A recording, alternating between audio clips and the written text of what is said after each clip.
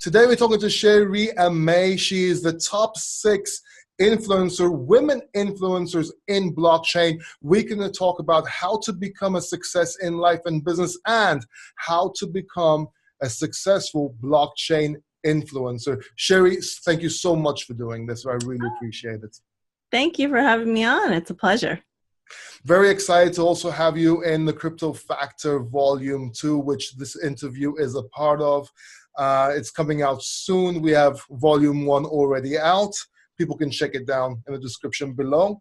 So I wanted to ask, let's start by getting to know you. Let's do this. If I met you in high school, what would I think about you? In high school, oh my God, you're taking me back. In high school, you would say I laughed a lot. Like now? Yes, like now. I laughed a lot, huge sense of humor, and very social, got good grades, and played sports. What kind of sports did you play? Team sports or solo sports? No, I started playing sports in soccer, and then in high school moved over to field hockey. So I was goalie. I was not very good. But I think I was like the one that was like, all right, fine, I'll be goalie. And how did you first get involved in blockchain? Because I'm going to go back, forward here just to spice things up. How did you first get involved in blockchain? I had a friend of mine, actually, who is head of Influensive, the founder of Influensive, and he had started writing articles and having other writers write articles, just kind of educating on blockchain. And for a couple months, I kind of just ignored it and just kept focusing on my branding work. And all of a sudden one day, I was just like, this isn't just a little phase he's going through. This is something that he's getting more serious about. So I asked him, and when I realized that there was a lot more than just cryptocurrency, that there was a technology behind it, that's kind of when my interest peaked, because I had already been, at the time, I had been had my career, most of my career, almost 20 years in technology. I was a programmer. I started off as a programmer, then eventually had my own tech firm. So as soon as he said that, because I really wasn't interested in stock trading or anything like that. And when I first heard the term cryptocurrency, that's kind of what I figured. So it wasn't really of interest to me. But then when he started telling me about the capabilities of the technology, let me tell you, I started looking into it, and before I knew it, I was studying every night, sometimes through the night into 6 p.m. So it was something that very quickly just hooked me. So you became obsessed. I did. That is a perfect name for what happened. And I met you in decentralized Greece. And you actually had a very hard story. You went through a lot. How did your journey start? Let our viewers know this, because it's extremely important on how you kept going. If you want to talk about that, of course. Yeah, sure. It's a long story, so I'll give you the brief version. Yeah.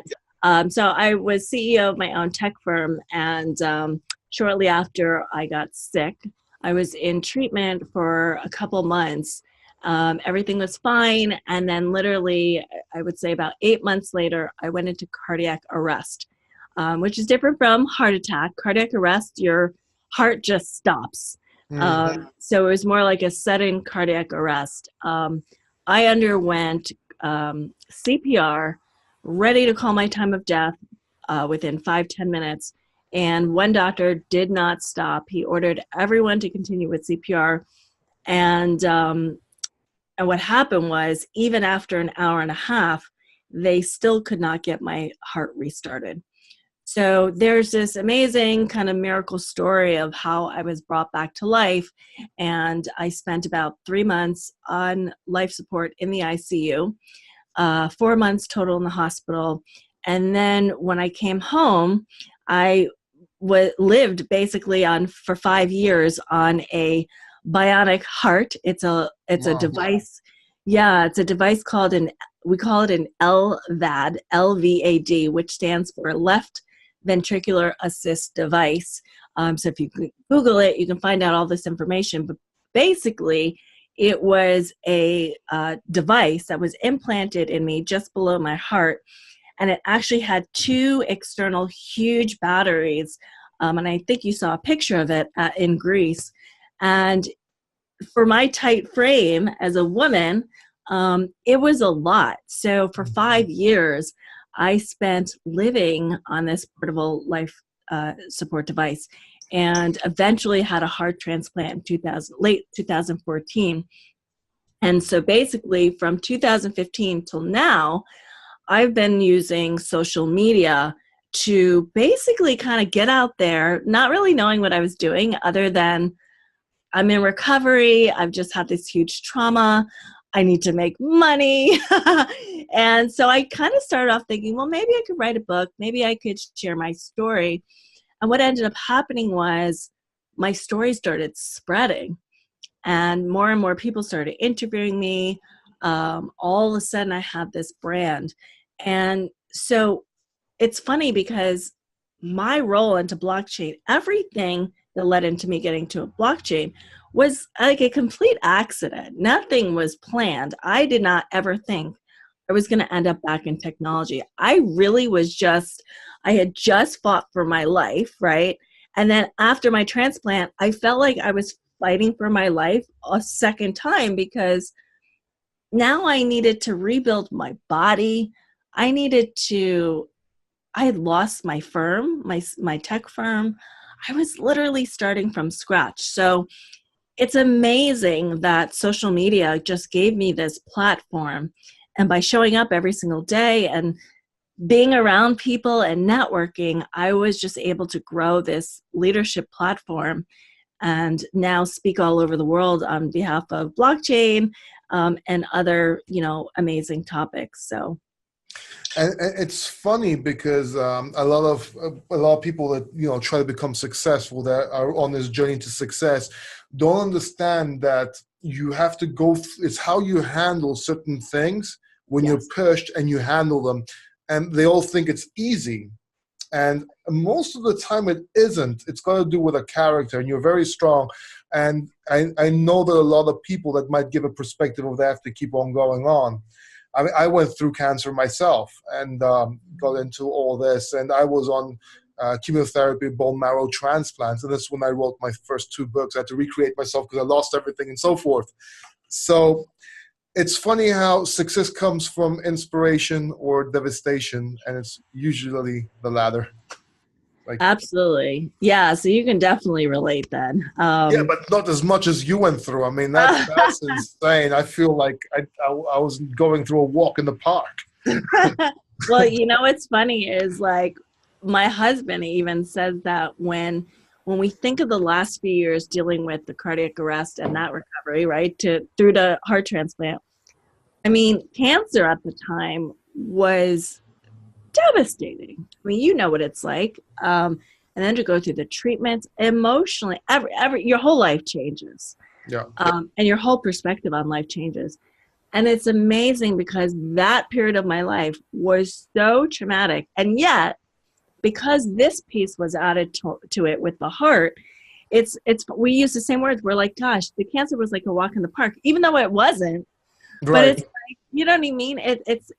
But what that really shows me is how relative everything is in life, and how your perspective can shift everything, right? Because my perspective on cancer shifted after the cardiac arrest, the heart transplant, right? But if this didn't happen, my devastation still would have been cancer. So I always like to share that with people, because sometimes I get, people say to me, my story is it's nothing like yours, so who am I to complain? It's like, no, everything is relative to what happens in our life. I mean, to be honest, even though I've been through a lot with my heart transplant, because it was like a chronic condition for several years, I was in and out of the hospital. I got to see people that were going through what I was on, like literally on the LVAD like I was, right?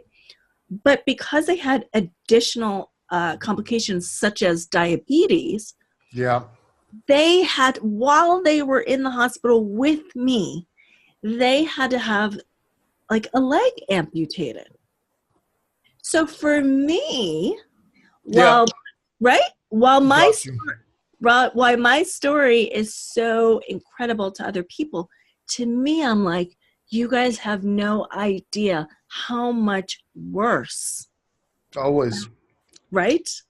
So I think that's just so critical in life. Yeah, it is. It gives you different. For me, it gave me a higher purpose. It gave me a clearer vision. I'll say this, and then we can go on. And we might come back to this later, but for me, if I said this, I said, if I can get old, become old with my friends, cancer may have been the best thing that ever happened to me, because it gave me a higher purpose, a vision, something.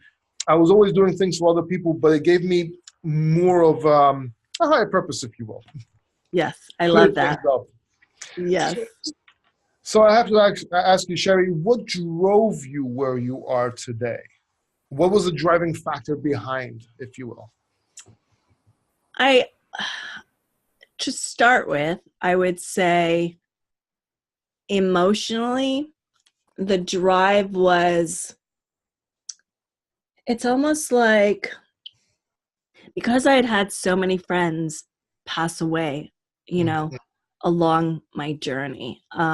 I've had people along the journey of cancer pass away. I've had young girls younger than me, actually, and men younger than me, pass away before they got their heart transplant. I've seen a lot the past 7 years. Like, that was my life. So this life out here on social media, every day, just me going to the grocery store, I can't explain to you how surreal it is. It's really an entirely different world. There are so many people struggling right now in life. And I was a part of that and was blessed enough to come out healthy.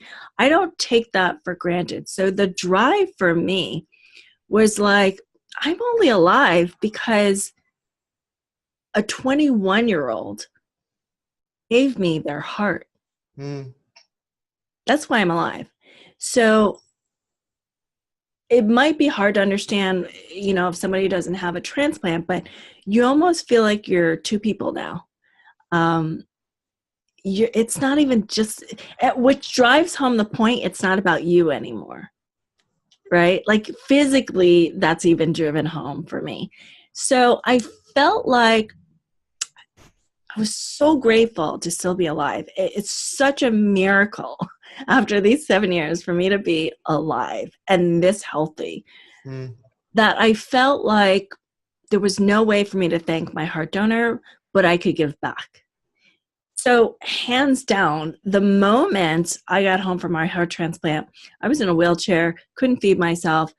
My whole body had atrophied. So I couldn't do this. I couldn't feed. I couldn't do anything.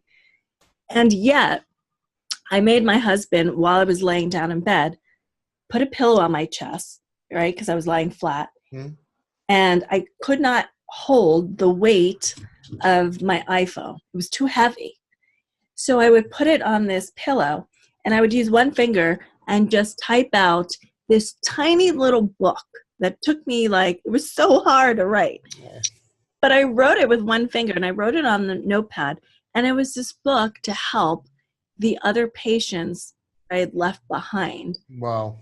That were awaiting on this LVAD device. They were awaiting their heart transplant. And that's how driven I was. I couldn't even eat. I could not eat. And I was like determined, laying flat on my bed, to just get this book out. Like, it's almost a little embarrassing looking at it now. I feel like I should take it down and rewrite it, because I was writing it while in pain and just not doing well. But it helped some of the patients that were out there. You know, it gave them some tips, whatever. So honestly, that's how I started everything. Like everything I've built was from that one mission to just be like, I know I can't walk right now. You know, I can't feed myself, and I probably won't. I don't even know if I'm going to live on this new heart. I mean, that was the reality. You know, you're not even like in the clear until a year, right? Yeah.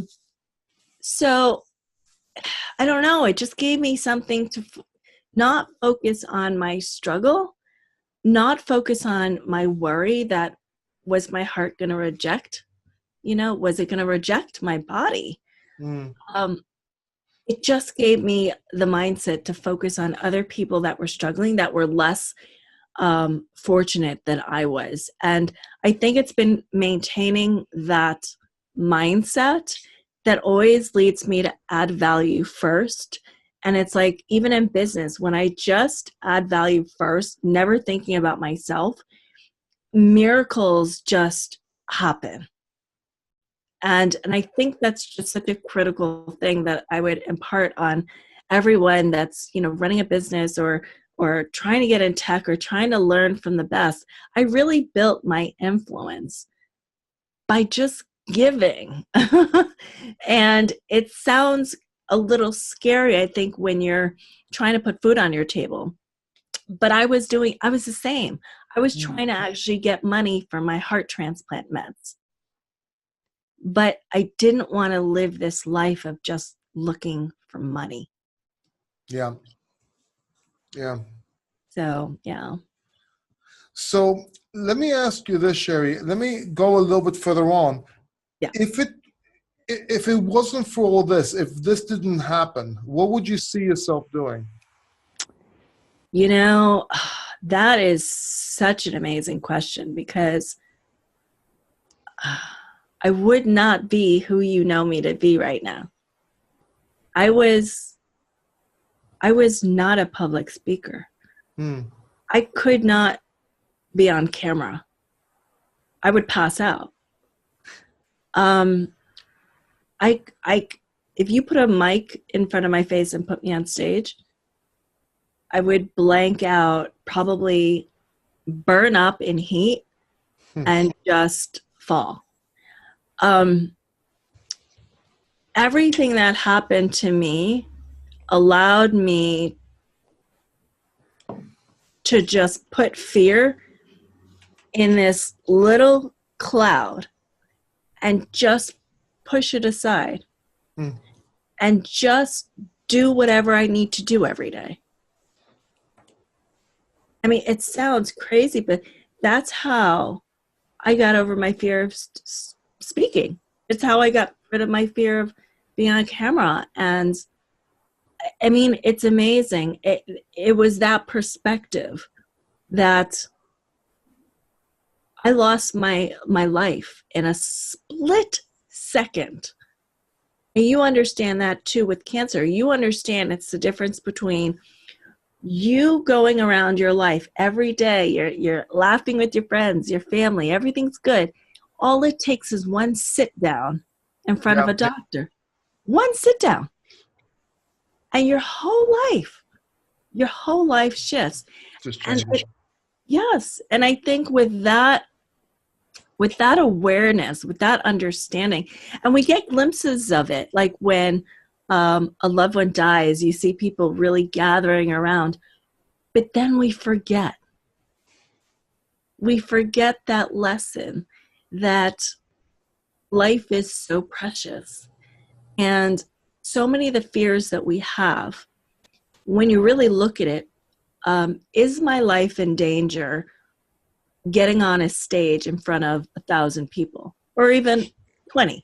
Is my life in danger? Yes or no? Okay, so if it's not, that is a fear that you actually can put in perspective, because your body, your brain is telling you you're in danger of getting on that stage, but you're actually not, which means it's possible for you to overcome it.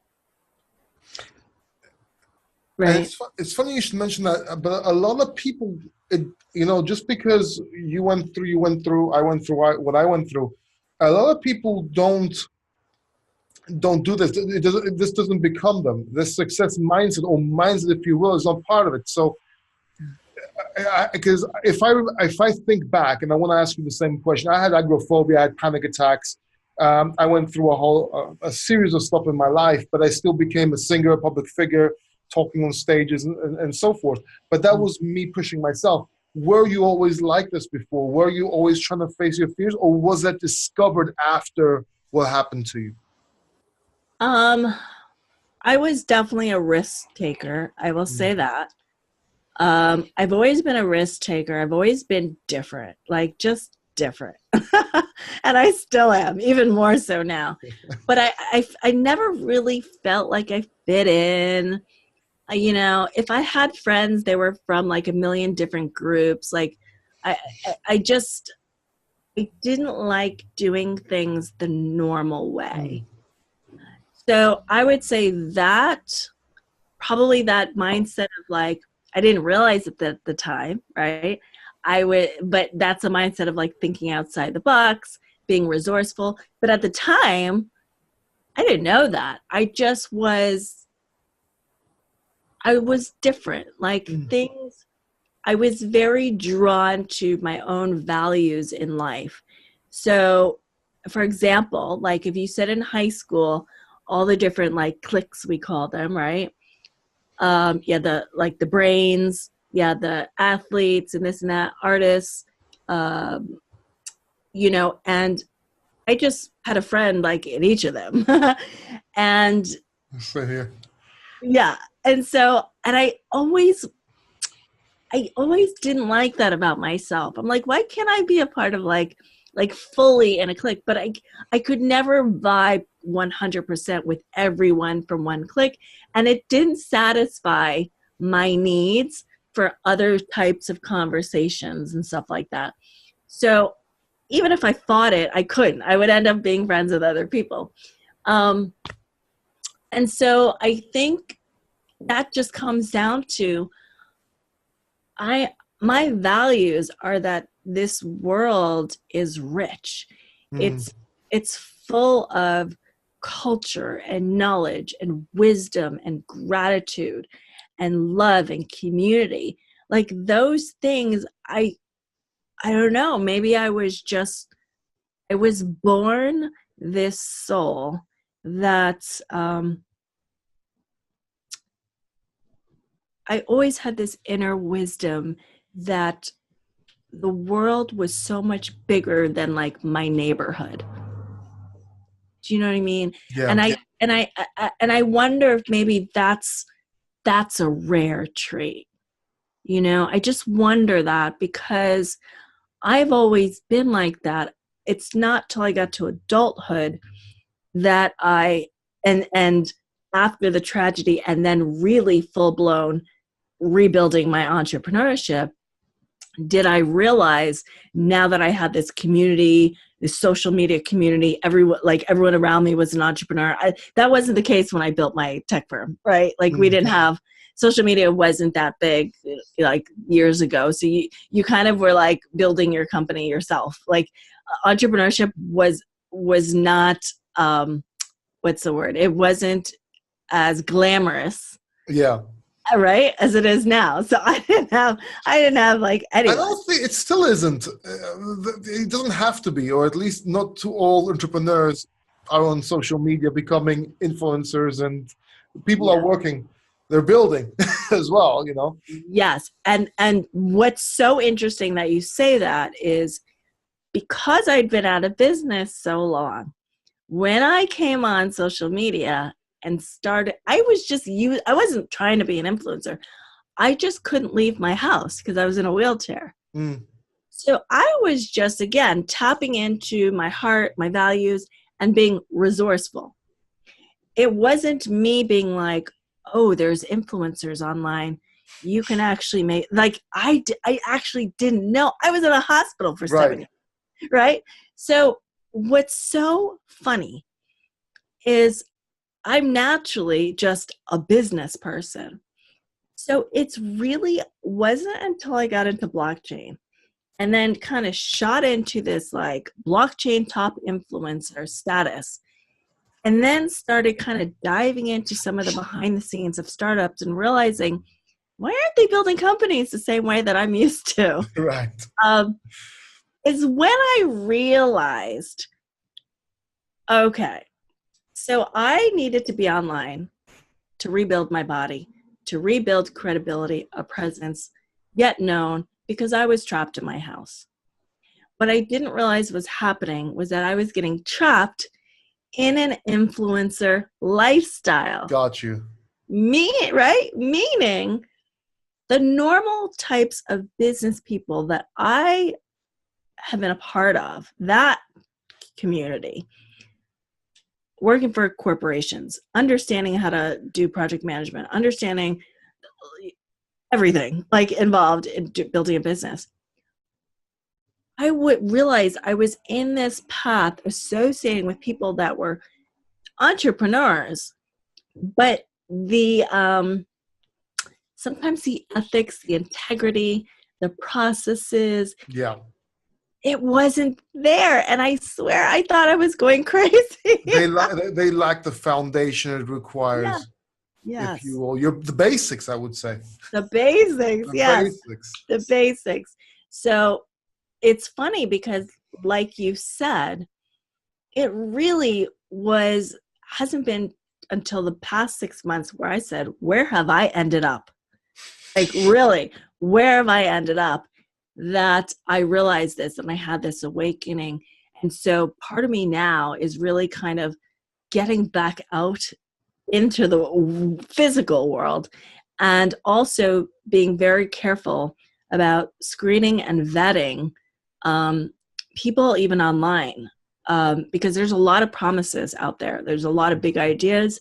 And when you peel back that curtain, it's a whole other ball game, and it's something that I don't align with at all. So it's really interesting even to be having this conversation with you right now, because I really am in this, I've been in this past kind of 6 month period of really analyzing and having to reteach myself what happened, because it's hard to explain what it's like to disappear for 7 years. Come back, and then you think, oh, I'll just pick up where I left off, and you realize, no, the entire tech environment has changed. Yeah. Like not just the technology, the people building these startups, many of them don't have the foundation in business. And Most of them. Right, most of them. And so I finally got clarity on why I felt like I was struggling on that business level in terms of communication. So yeah. Sorry. No, go ahead. No, because but I love that you said there are real entrepreneurs out there, real businesses. They're just not all on social media. And I just want to share, like, that was the big awakening I had. Back in my day, and one my days now, but when I was saying I was an entrepreneur, I had a video production company in Greece, I had a consulting company in Bulgaria, and I was out there doing stuff. I was consulting. Yes. I started my YouTube channel while I was fighting cancer. Now, obviously, before that, I was also an MC. I was a director, so I was in that lifestyle. Yes. But it's very different when I came and saw some of these startups, air quotes, because they're ICOs. Very different than what we thought. I thought of a great question for you, but I also wanted to ask my audience, if you have any questions for Cherie, please comment down below. I will try and ask her next time, because I want to get her on one more time, because she just inspired me to ask all these different questions, but I don't want to go off subject. So please ask your questions down below. Don't forget to subscribe and hit the notification button so you don't miss the re-upload. If you agree, of course, Cherie, that you will do an interview with me again. Oh my God, I would love to. Great. And I will also leave links to your YouTube channel or any social media or anything you have down in the description below. So I have a good question for you at the end of the interview. I will ask you. I will probably put you in a difficult position. Until then. Until then. Just to make sure I get all my answers first before you click off. What does success mean to you? I love this question. I love this question. Success really to me is it's really being resourceful and taking whatever situation you're in and finding a way to grow from it, expand on it, always remain true to yourself, to your soul, and to treat yourself exactly as you would want anybody else to treat you. Mm. I've really come a long way with that one. If you had asked me this 10 years ago, my answer would have been very, very different. What would it be? It would have been, I want to have a house in this particular location. I wanted to have a jacuzzi. I wanted to, which all those things are wonderful. But I realized I don't have to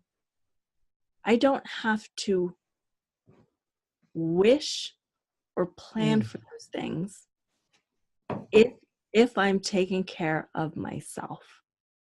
Because I truly believe that when you take care of yourself, I'm talking emotions, mental state, body, your vibration, your thoughts, how you talk to yourself, I believe everything falls into place. Your relationships, because you know that you're worthy of the best relationships. I believe business offerings or dealings or clients, because you know that you deserve clients or businesses that are aligned with who you are. So honestly, that to me is success. And I've witnessed it for myself. I've had moments where it breaks down, and I give myself grace to be human. But I see how quickly that can fall apart if the number one focus is not me. We've been taught our whole lives that thinking about ourselves is selfish. I'm not talking about greed. I'm talking about putting your self-care first. Just like putting the oxygen mask on first, Yes. right? On a plane Yes. before your child. As you have to put the oxygen mask so you can mask on first so you can help your child. I would say sometimes you have to be selfish until you can become generous. I love that. Yes, absolutely, 100%. So let's take an example of success as in financial success. Yeah. Do you think anyone can be successful in life, or even off financial, whatever they want to become, whatever success is to them? Do you think anyone can be successful in life? I absolutely do. I 100% believe that. And a lot of times people come back and be like, well, I can't just all of a sudden be in the army because I don't have the build or blah, blah, blah. And I'm like, that's what's keeping people from being successful is not understanding for themselves what success really is. I really honestly believe most people don't know what success is, which is why they don't know how to create it. The external stuff that we see, the cars, the big houses, all of that is a symptom. It's actually a symptom of your success. It is not the success. And until you can really understand that, you'll never really reach fulfillment. And a really great way I like to explain this is, as bizarre as this sounds, I found so much success on life support. And it's hard to talk about, but when you're hooked up to life support for 3 months and you can't eat and you've got a tube down your throat and you can't communicate except people trying to read your lips, and you're scared, right? And you don't know if you're going to live another few minutes for 3 months.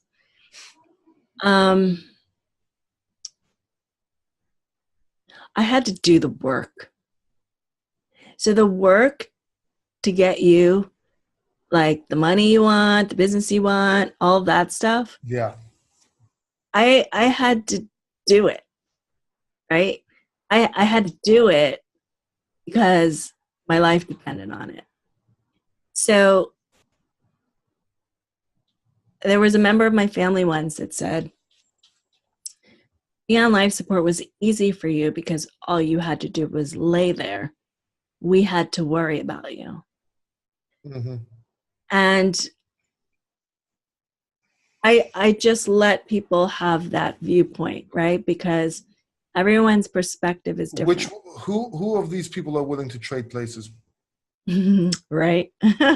Just saying. Exactly. It's easy to say shit, but It is. It is. And I'm sure you heard a bunch of stuff being on cancer. oh. Yeah.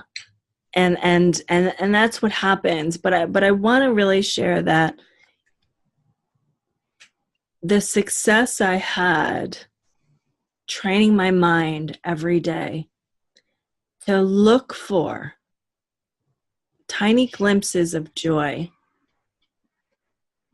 while a machine was acting as my heart and while another machine was acting as my lungs, with probably about 500 different drugs hanging from trees behind me.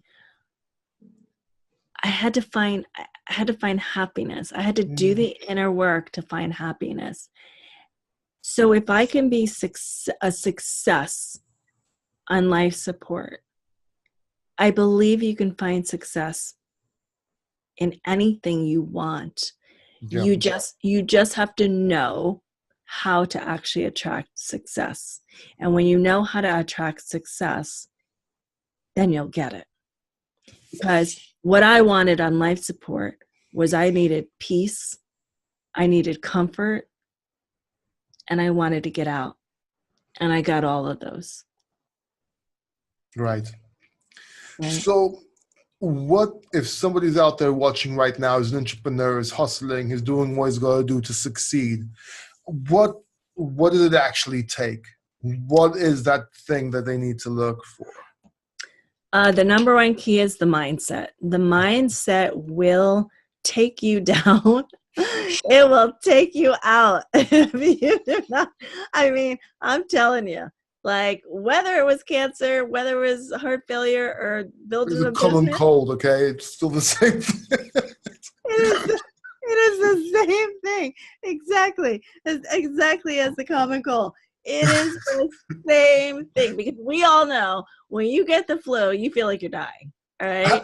So really, like, so let's even break it down to the common cold. Like, you know how crazy your mind goes just with the flu.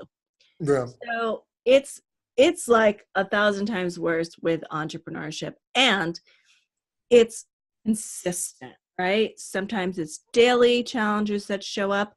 Sometimes it's every time your business grows to a bigger level, you know, you're required to show up in a bigger level.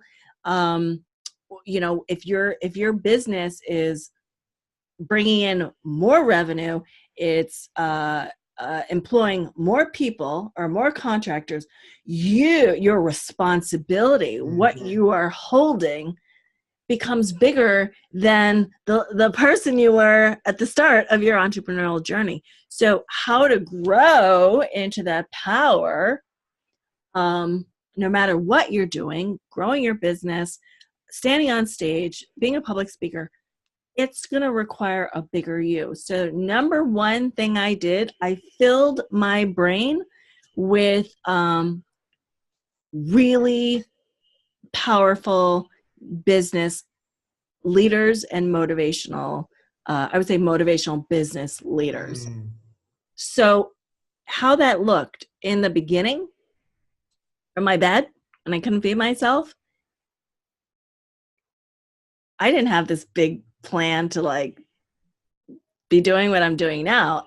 For me, it was like, I just kind of want to share my story on live stream, right? But to get over the mental, you're in your pajamas, you don't have any makeup on, who's going to want to listen to you? Look at you, you're like 112 pounds, everything, like everything. You're going to knock everything over.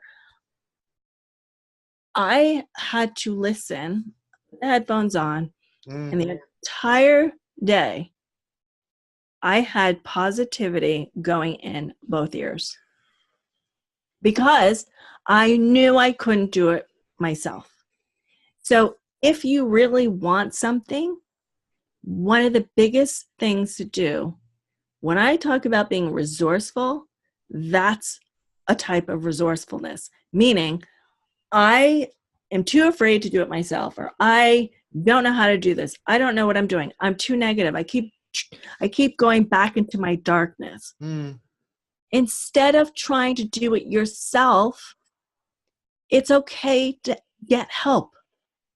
So for me at the time, because I couldn't leave my house, the help I got was in the form of like, I don't know, $5 audio that I literally just put into my brain and allowed that talk to be my new friends. It's funny, exactly what I did. Really? Yeah, Patrick Bet-David from Valuetainment, all these inspirational people listening, just listening and watching YouTube. Yes. I couldn't get out of the house. Yeah, and I was trying to reinvent myself online, just listening to positive, and just reading and learning as much as I could because I would fall asleep, obviously. But yeah, it was. It's crazy. It's crazy. And also, didn't it feel comforting for you too? Yes. Right? Because you didn't have to rely on anybody else. It was something that you could do for yourself and feel like you had a sense of control of your environment. Yeah.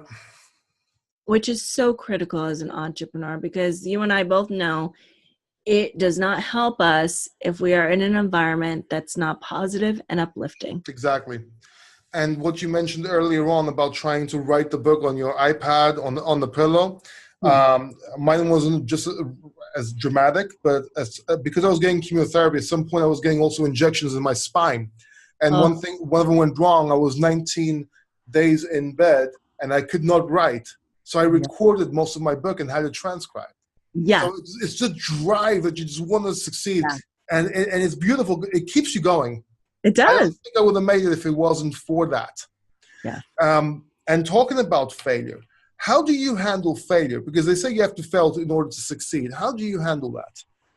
I literally, I'll just be honest, I don't see failure at all. I don't think it exists. I really, and I'm not just quoting a book. How can you, it's not even, if you're still breathing and you're still able to try again, how is that a failure? That's data. That's knowledge you learned that you can shift things, do things there. I think in terms of data. Like I need to try something, get input, right? And then shift things a bit and then go forward. And you keep testing. Like that's a baby does that when they're starting to walk again. Or walk for the first time, I should say. I was thinking of myself having to walk again. But a baby for the first time has to do trial and error. So how is that any different? I mean, we're born learning how to do trial and error. A baby doesn't say, I failed and then give up. Why, as an adult, would you even, just because some entrepreneur talks about my 20 times that I failed before I hit success, why do you need to take even that language in? So here's the thing I do want to really express with people. you know, my perspective of everything that happened to me taught me a lot. And it also taught me the ability to take what you need and leave the rest. So if the idea of failure, or if I'm looking at something that didn't go right and I think of it as failure and my energy drops, there's something wrong with the way I'm thinking. Yeah. You actually, when something doesn't go right, if you didn't have that training of the word failure, you could actually celebrate when something, because here's the thing with me, I celebrate because I got a result. The biggest thing I hate is no results. I can't stand when, like, that's why sometimes if I'm working with these startups, when they do their little secrecy thing, I'm like, I need more data. Like, you need to communicate a little bit more of what's going on, because I can't help you unless you communicate. So if somebody doesn't communicate with me and that data is blocked from me, I don't have a result. So I look at life the same way. I look at business the same way. If something is not working, that is just a clue that something was not positioned right, or you were looking in the wrong direction, your target was wrong, whatever it is, it doesn't need to be looked at as a failure. And I actually wish a lot of these books and stuff and trainings could reframe that word and actually almost get it out of existence. It's one of those words, you know, some people don't like the word try. I do not like the word failure at all. So here's another question for you. Do you think mentors are important, and did you have any mentors? Yeah, they're very, very important. I think it's really critical to find the right mentor for you. And I'll explain in a bit what that means. I definitely did. In the beginning, my mentor was Grant Cardone. So for me, when I heard him speak, he speaks with a level of like integrity and ethics that I really aligned with my soul. Like, he is very, it doesn't matter whether he's talking about your brand or closing a sales deal. It's very to the point. It's very to the point. Exactly. I appreciate that. I appreciate people that are frank, that are honest, to the point. I don't want fluff, right? Yeah. I talk about fluff when I'm talking about maybe my near-death experience, or, you know, if I'm speaking about something specific with branding and communicating a story, right? But sometimes people get a little shocked when I'm very direct too, because I don't think the fluff does anybody justice, and it's a very easy way to hide. It's very easy to hide. I'll just say that. Yeah. So I appreciate Grant for being so direct. So I really aligned with him. He's been a very big mentor in that aspect. The 10X rule was my favorite audiobook, by the way. Yes, that's what I started with. Yes. Yeah. It was given to me by my mentor in life.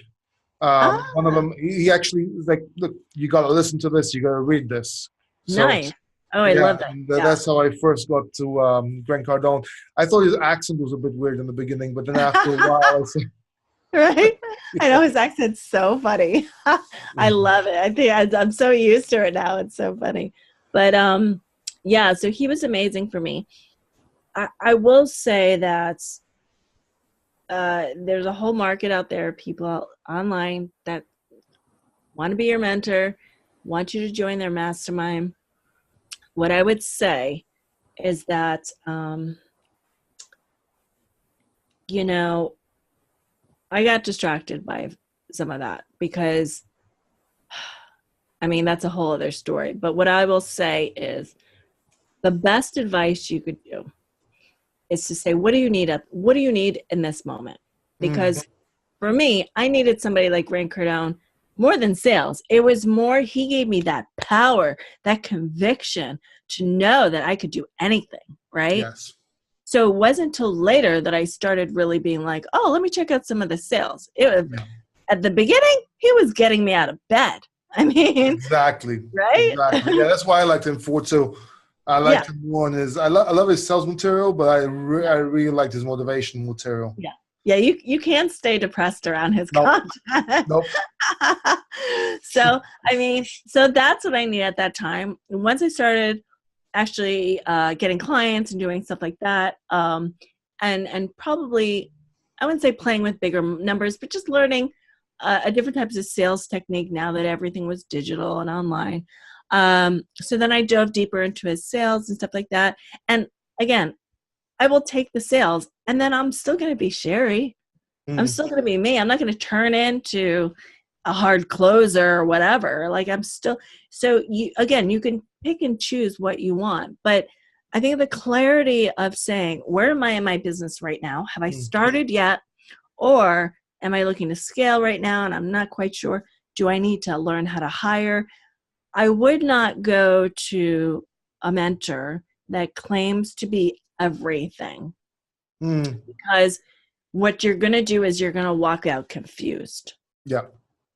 And even in my own branding, like the branding consulting side of my business, I've really made sure to cut down on what the service is, because I don't even want to be in the trap of having to walk someone through the entire range of what it takes, because they do require different skills. But right? It's also a trap in the sense that if you are watching mentors too much, if you are watching these online gurus, if you will, I don't really like that word, because the serious ones, I would never call them gurus, but let's just say gurus, just for argument's sake. You trap yourself into thinking you're doing something to succeed, but you're not. You're just sitting there watching videos all day. Yes. You know what I mean? So that's a huge trap. and then you get addicted to it. You're just watching them all day, and you're watching Grant Cardone, you're watching Patrick Bet-David, and you go watching Alex Becker, and you're watching all these people, and they're great. Yes. But then that's all you're doing. Yes. And I'll tell you a secret that I do to avoid that and make the most of my mentors. And most people will tell you this about me. I will learn something specific from a mentor and immediately implement it. So, you know, we're blessed because everything is recorded now. So it's not like you need to sit on there and watch Grant Cardone all day. You can watch a clip where he's talking about hiring, or he's talking about, you know, social media branding, or how to scale your branding, whatever it is. You watch that, whatever he breaks it down for you. He gives you actual tips. Yeah. Most of these, the good ones, the good mentors will give you tips. If you can't walk away from that and immediately set up a quick little, I don't know, a link on your website that takes a potential client to schedule, pay for you, and buy an hour of your time, and boom, you get some income coming in. If you can't immediately implement what somebody just taught you, you're going to struggle the whole way. Yeah. Exactly. And so that is the biggest key, and that's what will help prevent you from getting trapped in that all day, every day listening to the mentor. You know, I was able to do that in the beginning when I was stuck in bed, and I needed that more for motivation. But there's a point, if you're running out of money or you're ready to like get the business going and you realize you haven't done anything yet, yeah, that's what you need to do. You need to really just pick one strategy they're giving you and implement it, right? And then that's, again, the testing begins. Did it work? Did it not work? Is there something you need to go back to? Are there questions you need to ask them? So just like Grant, you know, if he's on a live stream, ask him a question. Yeah. Right? Don't just sit there and listen to the stream and be shy. Be resourceful. See where he's coming on live. And he's one of the best at really answering your questions. He makes himself very accessible to people. Yeah. So that's one thing. And another trick that I do is I'll have somebody like Grant that can help me with the overall vision, the day-to-day motivation, the sales tactics, the blah, blah, blah. And then I'll pick even a more accessible mentor that, you know, you have to be willing to invest. So even if maybe it's a YouTube video, or maybe it's a an actual strategy session for a couple of months. Either way, invest your time or your money. That's how you're going to grow. But I would get somebody more specific that understands the exact business you want to create, and they can usually break down more the intricate steps that will connect all the business pieces together. So I like to keep like the big grand, like Grant Cardone, somebody like that, and then have somebody that's a little bit more relatable to who I am and what I'm doing. And you mentioned before that they go day in, day out. Do you have any daily habits or morning rituals? Let's see. I like to do, and I'm not perfect at this by any means. Let me just state that. Like I do not walk around here like I have it all together. Like since day one, I'm like, you guys, I am recovering from a heart transplant. I do what I need to do, but I do tend to start my day either stretching, doing some light yoga.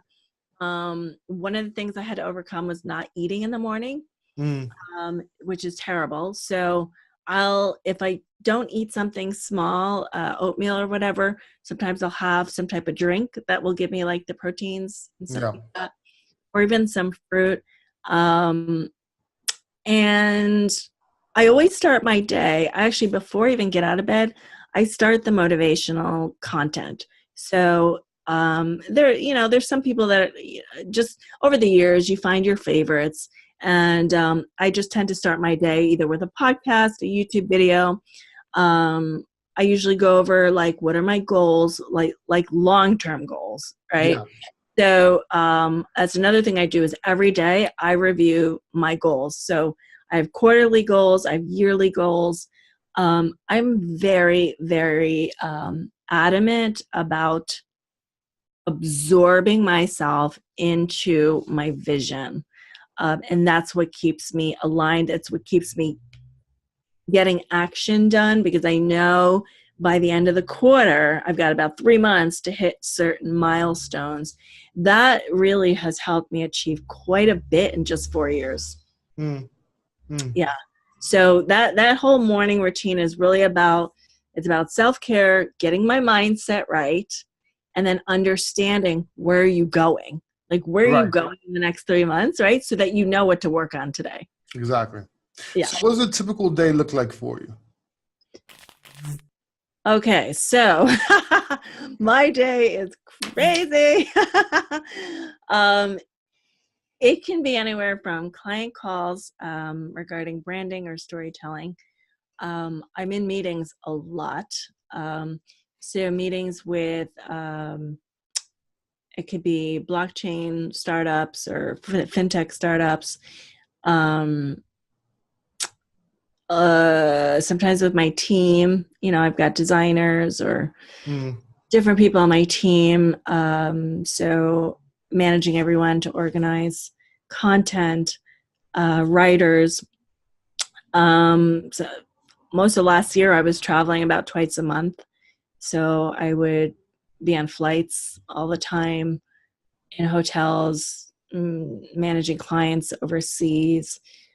It's quite busy, to be honest. And I'm at a place right now where it's definitely time for me to expand my team to help me kind of manage it. I would say more the management level part of it.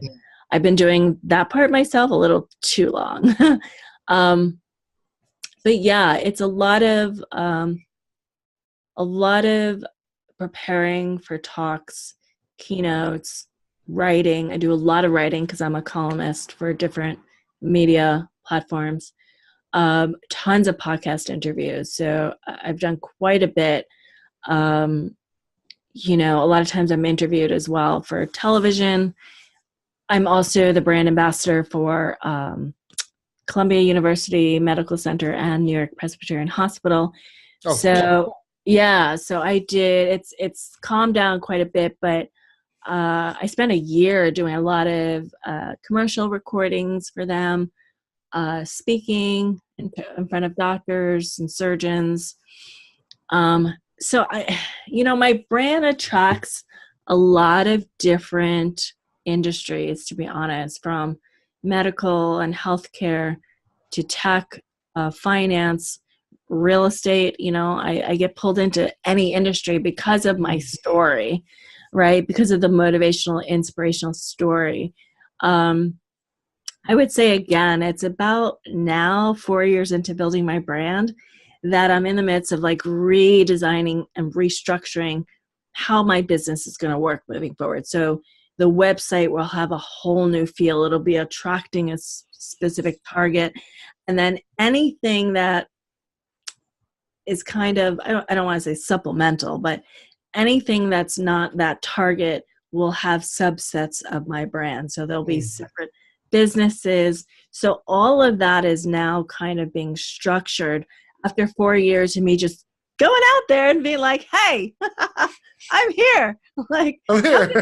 I'm here. How can I bring value? What do you want to know about? Right. Yeah. So now it's like, I'm bringing it all in and really structuring the business. Okay, I've got a tech portion now, tech consulting portion, do the branding consulting.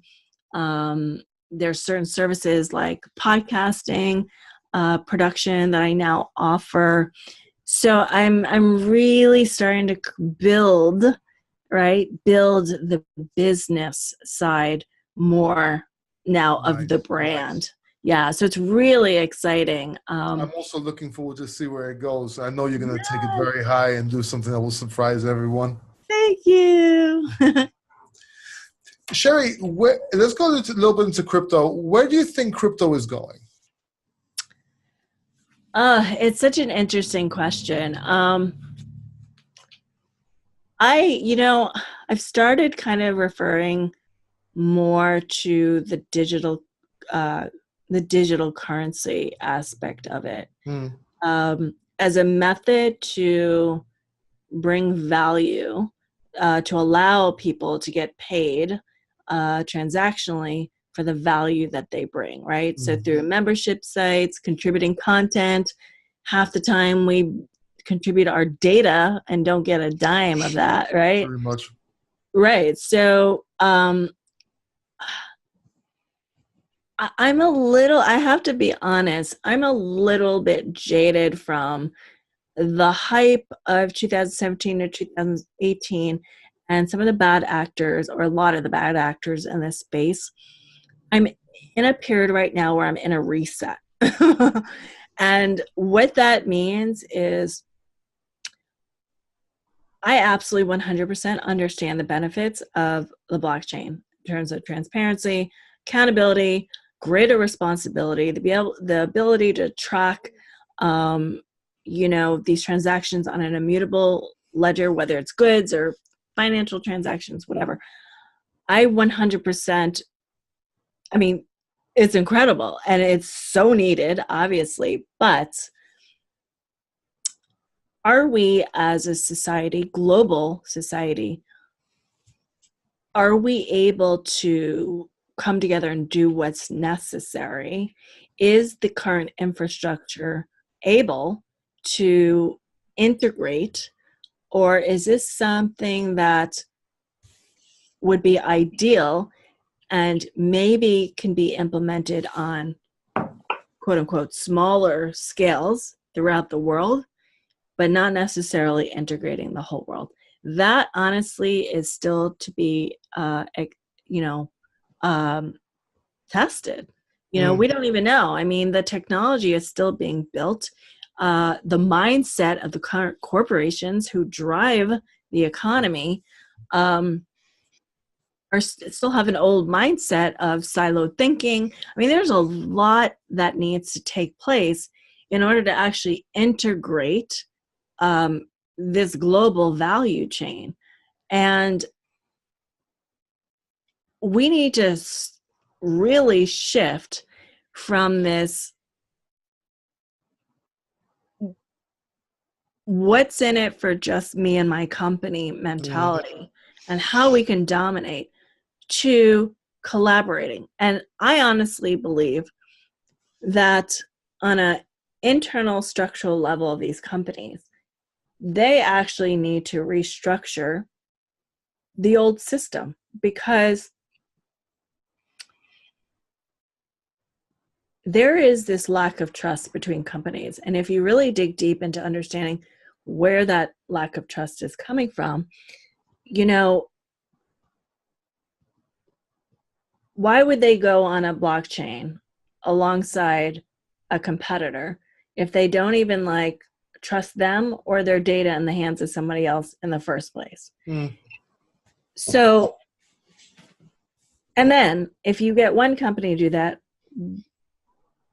what's to say all the others are going to? So there's so many factors that I feel like they may be getting addressed. I'm not sure, because they're kind of hidden under all the chatter of crypto and the potential of blockchain. But really, like, what are we doing now? Besides the fact that I get the developers are developing, I get that we're all going around the world chatting about the benefits and how wonderful it's all going to be. I get that. But where are the discussions, and where are the system thinking consultants? Is that happening? Is that occurring within these companies? Are they open, or are they just looking to buy a blockchain product? Because blockchain can't bring value if you haven't set up your company to, first of all, be evaluated to the level to understand where your particular company's value is. Every company has a value. Like, there actually isn't, and scientifically, it's actually been proven, there is something unique about every single business. And it has to do with where you set up, almost like the anchoring point. They call it the constraint, but it's like it's almost like the anchoring point, the one piece of that company that's going to set them apart from the rest. And then all other elements of operations of that business functions around that particular constraint. Now, here's the thing. You don't know what that constraint is until somebody comes in and actually does the work that they know how to do. You can't just guess it. You can't just be like, oh, I'm a tech startup, so the dev team is the constraint. You don't know that. It could actually be another department. That's leading like into the tech department. It'll take years. So it'll even take years to come out, right? Yes. And so that's the thing. And so do I believe in it? It's a great concept. There's too many elements right now. Do we trust the leaders? Is everybody following even the basics of business and business law? There's too many companies out there right now for the SEC to even track everybody. Can the public trust these people with all the data breaches going on? Can we trust that these new startups, can we trust Silicon Valley with our future? Look at Theranos that just happened. I hate having to bring up something like that, but that's a real issue. Theranos was a company in Silicon Valley that decided to become a medical expert, like overnight, with no medical consultations from any doctors. And 13 years later or something, now they're going down as a $9 billion fraud. How we got to this point in 13 years with members of the Department of Defense, or Department of, Department of Justice, I think, were on the board. There's a lot that needs to happen. This world has changed rapidly. Technology has changed rapidly. I think we all, on a human level, on a skill level, and on a business interaction level, I think the tech is moving too fast, and we don't know what to do with it. So we're kind of flailing around a little bit, and we all have our titles right now and advisor and all this. But I tend to look at the bigger picture. So there's a lot of work that needs to be done. basically. And for anybody that thinks everything is going to change by 2020, 2021 is kidding themselves. Business It's going does to take a not, little longer than that. a little It's longer. funny. Everyone, I remember in 2017, everyone was making fun of Ty Lopez, especially when he was about to get into crypto. But here's the funny part. He said, "Are we too late? Is it a bubble? Are we too late?" He's like, "Maybe, but I think we're too early." And you know what? It's funny. People make fun of successful people, but they don't realize that these people are smart. They know what they're talking. They're not stupid. Oh, yeah. You don't become a multi-millionaire with Yes. stupidity. Yeah. At least don't keep the money with stupidity. Absolutely. Absolutely. I mean, here's the deal. With a lot of these businesses, affiliate marketing, crypto in the beginning, with what happened 2017, 2018, it's all relative. Like, we have to remember, what is our focus long term? So if you walk around thinking, oh, did we miss it? Meaning, did you miss being able to pump and cash out? Exactly. That's a little bit different from me talking about being able to track salmonella poisoning. Exactly. You know what I'm saying? So I think there's a lot of like, what page are we all on here? Yeah. So there's a lot of things that need to be cleaned up. I think the cleanup we will definitely start to see within the next couple of years, sooner than that. But it's the building, the testing, and seeing if this is going to work. I do believe that there's so much promise in blockchain. I've heard both sides. Yeah. I do make sure that I study everything. So it's hard to find the ones that don't so much believe in it, but for me, I have to listen as well to what their points are. And I understand all points of view. So I would say all of this would be amazing for so many reasons for the global economy. And I want nothing more to see all these benefits that we all started off with this mission. Mm-hmm. I want nothing more than to see that happen. It is going to take a lot of work, a lot of skills, a lot of brains, a lot of brilliance, right?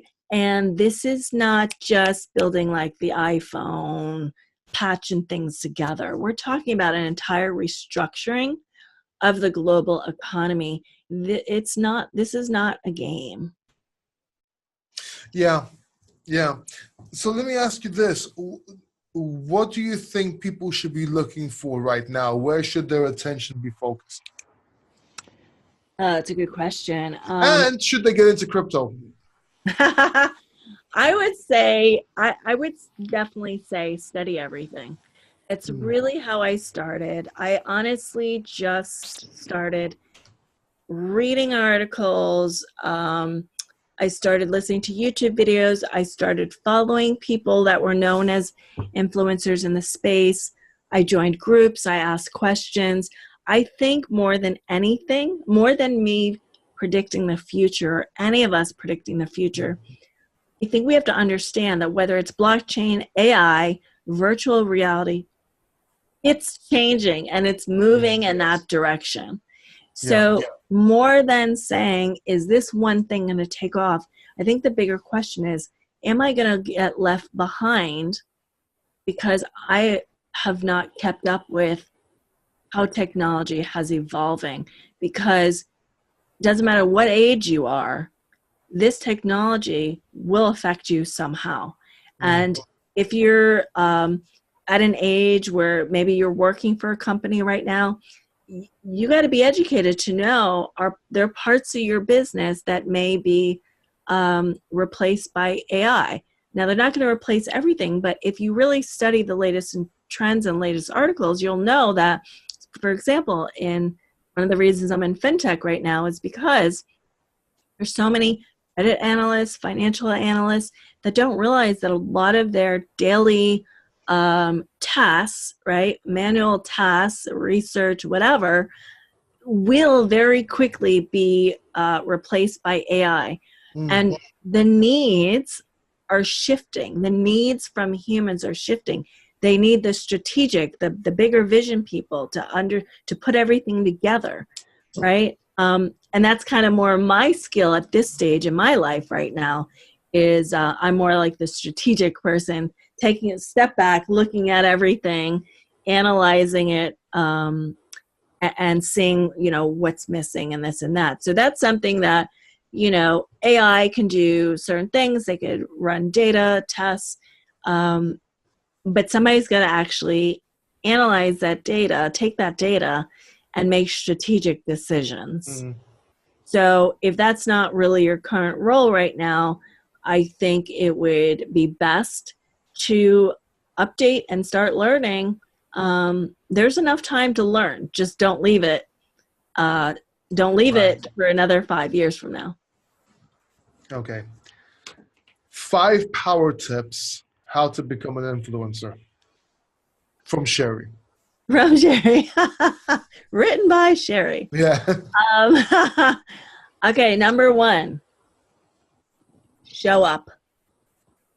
Even if you don't know what to say or do, show up. People need to see you everywhere. Now, again, this is if you want to be an influencer. Be seen. Number 2, give value even if you don't think you have value to give. Find a way. Find something of value you can give to somebody else that may have the knowledge you want, the connections you want, something. Be extremely resourceful in that. Build a brand.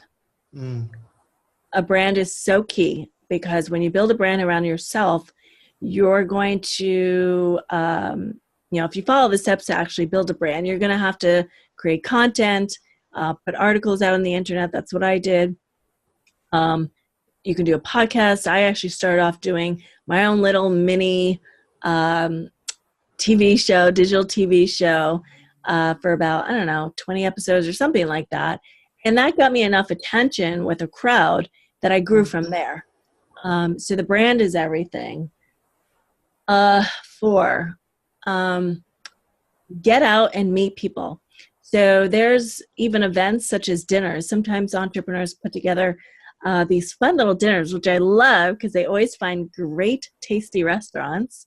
And they put you in a room with maybe like 10 to 15 other entrepreneurs that they feel like you might benefit from getting to know.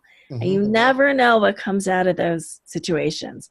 So if anything, you get a free meal or not I'm trying to think. Did we get a free meal? If you pay for it, no. Yeah, I know, right? I can't even remember. I've been to so many. But anyway. I think some are, some are not. Yes, some I've actually have been paid for. But even so, you get a nice meal. You get to meet some amazing people. And you really get to see what value you bring to others. Yeah. So it's a great experience. And then last, what else? There's so many. Another way to build influence, I would say to find, there's so many. Partnerships are great. So whether it's partnering with another influence or somebody with equal or more, I don't want to say status, but that's how they look at it. It's how it is, though. Yeah, I know. It's like, I know. If that bothers you as an entrepreneur, then you're in the wrong business. Right. Exactly. But that association can actually really take your business to a level. And that's happened to me several times in terms of being seen by more and more people. And a lot of it had to do with who I was associating with. So those are my 5 power tips. I don't think I can read them back to or mention them all back to you, but I have them recorded. I can send you a copy. Right. And there's so many, you guys. There's so many more. And honestly, if anyone ever wanted to reach out to me, I've got tons of free content to share with more tips. Yeah. Before I ask you one more question, before I ask you the question I was going to ask you after we finish, but I'm going to ask online just so you guys can hear as well. Tell me, where can people reach you? Where can people find you? So the best place is going to be my website, which is CherieAimée.com. That's CherieAimee.com. And as of a couple months, I'll be having my entire site rebranded. So it'll be very, very clear on what services, what free content. So I'm so excited for it. That's the best place. And then if you go to the bottom of the site, you'll see my social media links. I'm very active on social media as well. A little bit less more now because I'm building, but it's very easy to get in touch with me. So I like to make myself accessible. Perfect. So here's one more question, and then I'll get to that question after. I'm waiting for it. Okay. So what's the one question you wish people asked you, but they seldom do, or they don't? That would ask me, or just in general? Well, yeah. What question would you wish people asked you, but they don't? I wish people asked me, how did I build this brand? Especially when I keep saying that I could not walk for a year. Perfect. And now, my question. When you were in that situation before the life support, with the arrest, the cardiac arrest and everything. Yeah. Was there another side? What did it feel like? Did you feel like life continued or not? Yes. And they refer to that, now I know, as a near-death experience. Yes. When I was having the CPR, right after I flatlined and they couldn't resuscitate me, my soul went somewhere else. It went to an entirely different realm. The events that unfolded for me, there's no other way of saying it other than when I crossed into this realm, I just knew I had died. So, that took my experience to a whole other level. That took my spiritual awakening beyond just what my body went through. I mean, I really experienced an entirely other world, an entirely other realm. I saw loved ones that had passed on.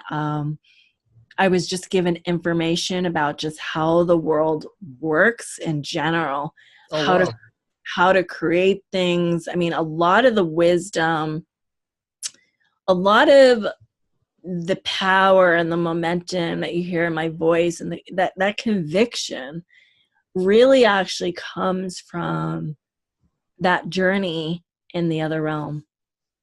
Wow. Yeah. So life continues after death. Life continued for me. I'll say that. Yeah. Cherie, thank you so much. Is there anything else you'd like to add?